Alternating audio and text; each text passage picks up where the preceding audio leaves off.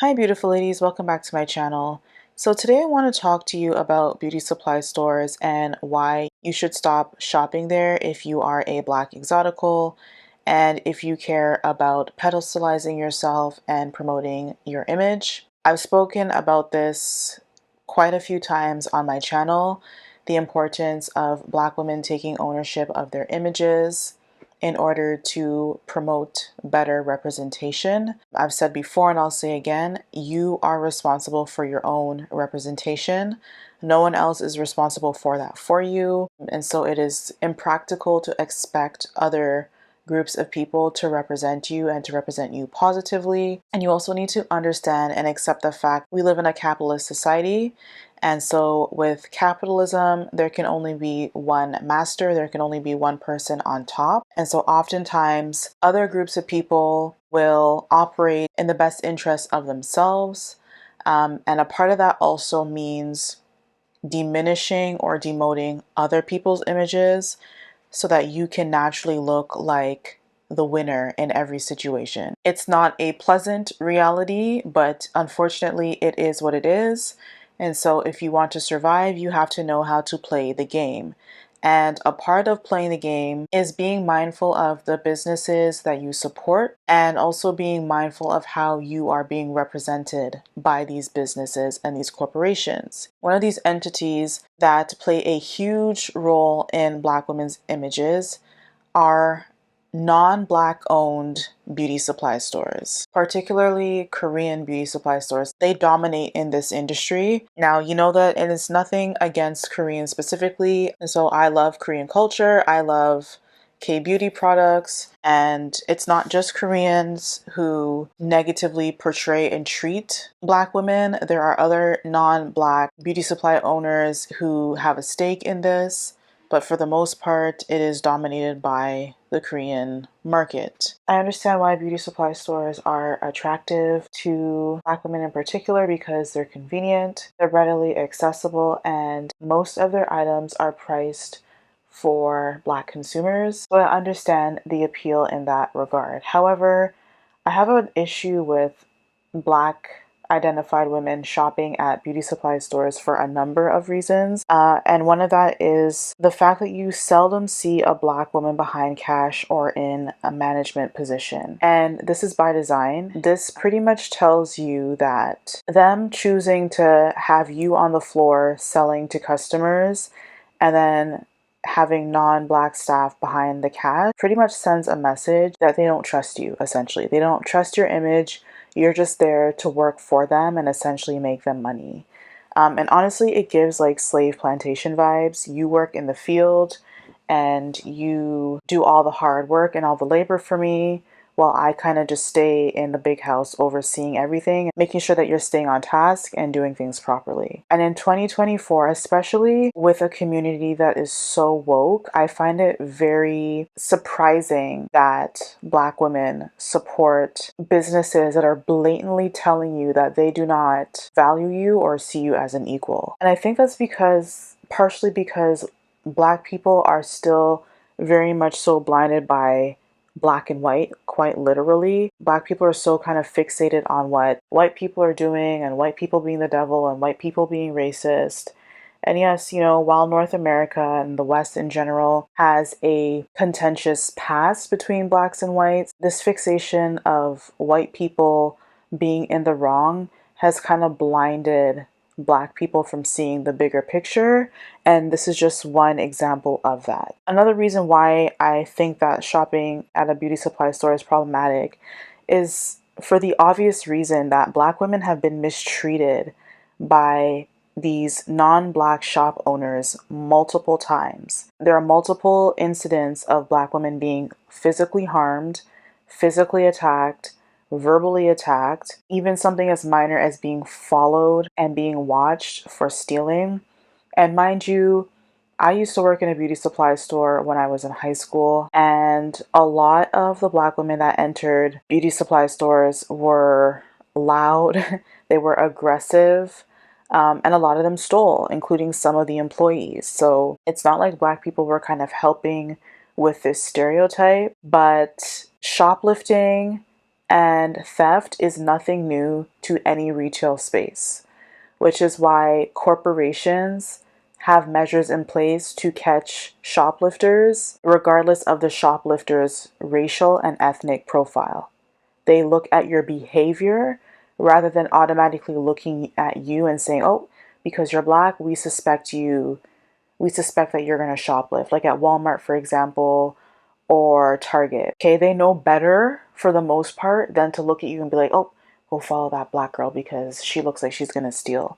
No, if you have suspicious behavior, you're kind of hiding, you have slow movements, you try to distract the staff, that type of behavior that is common with shoplifters, and yeah, you're going to get yourself profiled, but not simply because you have black skin. But I noticed that in non-black beauty supply stores, for the most part, they don't trust you. It doesn't matter if you are a professional, it doesn't matter if you have a bonnet on your head. For the most part, they do not trust you. And there's so many stories of black women complaining. You see on Reddit, you see in the media, in the news, black women complaining about mistreatment, and yet still you are still supporting these companies. And this also just goes to the lack of self-esteem that a lot of black women have, where it's like, because a lot of black women are not supported and are not accepted in a lot of spaces, and simply because a lot of black women have not created their own spaces and pedestalized and centered themselves, they see any sort of attention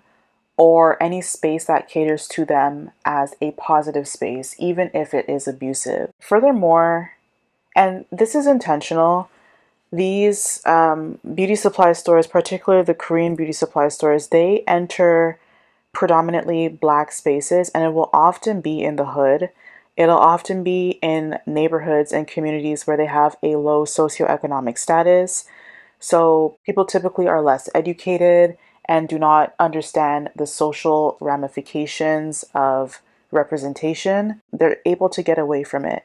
But if you were to move into an affluent black neighborhood, they probably wouldn't do so well. All of their marketing uses black women's images, and so they're able to bring in black women. And as a result, this industry generates over $500 billion a year. And it's not just with the black beauty supply stores, if you will. It contributes to the overall beauty brand. But the fact that it generates that much money, you see a lot of these shop owners, they drive luxury vehicles, they live in really nice neighborhoods, their children are able to go to private school, and that is off of your dollar because they were able to capitalize and have a monopoly on your image and your beauty. And it's especially interesting to me because black women will try to gatekeep who gets to identify as black. If you don't have enough darkness in your skin, or your hair is not as kinky, or your phenotype is not African enough, you're told that you're not black, but you're gladly giving away your image to another culture that does not identify with you and has made it known multiple times that they don't like you. And honestly, you can't really be mad at this because, in my opinion, black people have left this market open. When you go to black owned beauty supply stores, a lot of the times the prices are marked significantly higher than market value. They have poor customer service. You ask for help and you're just met with an attitude, or sometimes you're just ignored. And so I understand. It's like, well, why am I going to deal with this when I can just go to another store that has a wider selection, they have more affordable prices, and they just give me the customer service that I'm paying for? I'm not asking for anything special. I'm just expecting you to not be rude to me while expecting me to give you my dollar. Like, how does that work? And so the Koreans saw this as an opportunity, and they were able to make an empire for themselves off of black women's image. This just goes to show the lack of self-esteem that a lot of black women have, a lot of black people in general honestly have, despite the aggression when it comes to the whole talk about race and gender and color and feature in the black community.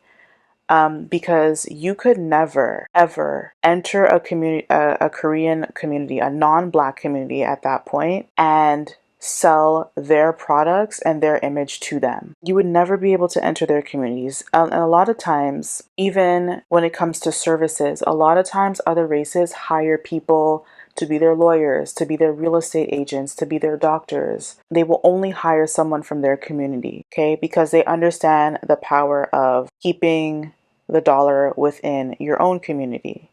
And now I'm not saying that you need to segregate, and that's a different topic, but when it comes to your image and supporting your own image and centering yourself, I would assume that having a monopoly off of your own image would be one of the basic ways that you do this. And so I wish that more Black women would, instead of complaining about people not representing them, people not centering them, people not desiring, I really wish that Black women would focus on cleaning up their image by, first of all, taking back ownership of your image and not allowing someone to make literally a fortune off of your image while you continue to get shafted, essentially. So if you want better representation and respect, you need to stop supporting businesses that don't like you and that don't support you. Okay, I don't even need to go into details again as to how and why they don't like you and support you.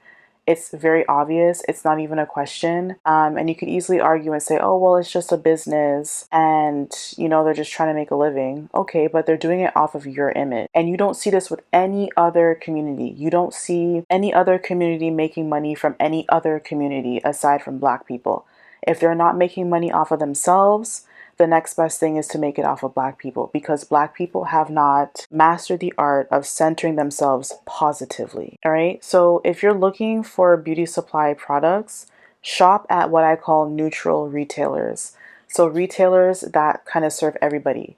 Everybody's beauty supply, everybody's image is represented, everybody's products are available at their establishment. So places like Walmart, Amazon, Sally Beauty, CVS, Walgreens, any of my Canadian listeners, Shoppers Drug Mart, all of these major retailers recognize a demand, and they are increasingly expanding their inventory to include more beauty supplies products for Black identified women. So at this point, there really is no excuse. There's also a lot of Black owned beauty supply stores that are kind of cleaning up their act and are offering good customer value.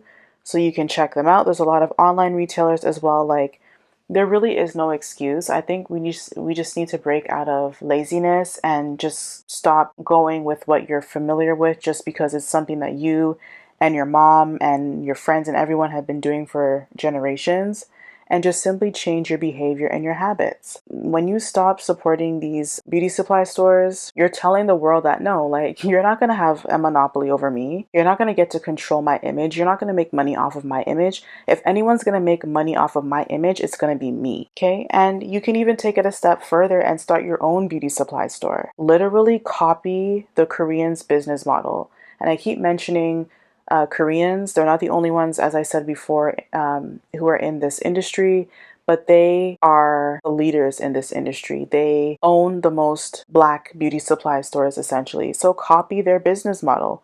Go in there and see how they run their business. Go and see the type of products that they sell. They won't know. They won't be the wiser. They'll just think that you're another customer. If you have to go and buy a little 99-cent lip gloss, go ahead and do that.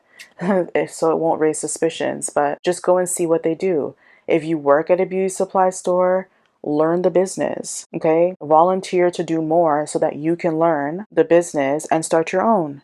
And it doesn't have to be brick and mortar, okay? You don't need to own a physical storefront to run businesses. A lot of businesses, we're in the digital age. A lot of businesses are looking to streamline their services to online platforms. And so open up an online store and sell beauty supply products. You can even partner with Amazon to sell your products there if you like. And now I know that a lot of the companies that produce the beauty supply products, Eben and like other like hair suppliers, like Outre, Sensational, a lot of them are owned by Korean companies as well. And a lot of them will not sell to you unless you're Korean. Some of them are owned by other non-Black retailers, and they will not sell to you unless you belong to that community. All the more reason to support smaller businesses and expand your reach and look for other vendors to support and to work with. There are lots of businesses who will sell to you. You don't need to go with the mainstream corporations. A lot of times these products are not even good quality anyway. And like millennials and Gen Zers are your opportunity to support businesses that will sell to you, but that offer better products for you and for your customers. So there's a lot that you can do. You just have to do your own research. There are videos on YouTube and articles online that tell you how to start your own beauty supply business, whether it's brick and mortar or whether it's online. You just have to take your time, do your research if you're interested, and just start slowly. Take baby steps, one step at a time. All right, let me know what you think about this video. Do you share the same sentiments? Do you not care about whether or not you shop at a beauty supply store? Thank you so much for watching, and I'll see you in the next video. Bye.